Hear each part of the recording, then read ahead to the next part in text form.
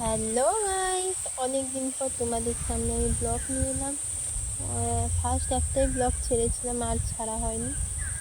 তো ভাবলাম একটা ব্লগ করি। বাড়ির সামনে পুজো, ওই দেখো পুজোর প্যান্ডেল হচ্ছে, পেছন থেকে দেখাচ্ছে আর কি, ঠিক করে দেখতে পাবে কিনা জানি না, তবু দেখালাম।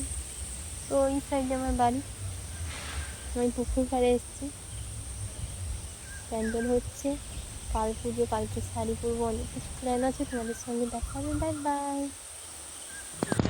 তারপরে তোমাদের সামনে কোনো ভিডিও নেওয়া হয়নি শাড়ি পরে, তাই শাড়ি একটা রিলসই দেখিয়ে দিলাম, এভাবে শাড়ি পরেছিলাম।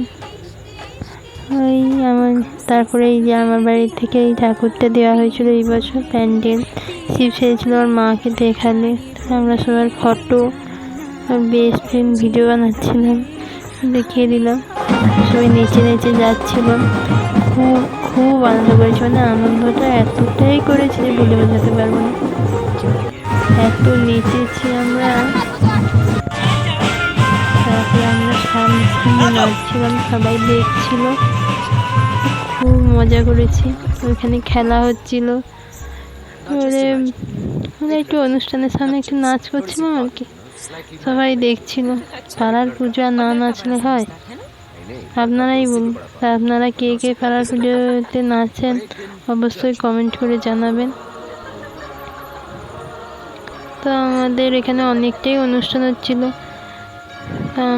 অনেক ভিডিওই নেওয়া হয়নি, যেমন নরনারায়ণ সেবা ছিল, খাওয়ানো ছিল, এইসব খাওয়ানো টাওয়ানো ভিডিও নেওয়া হয়নি।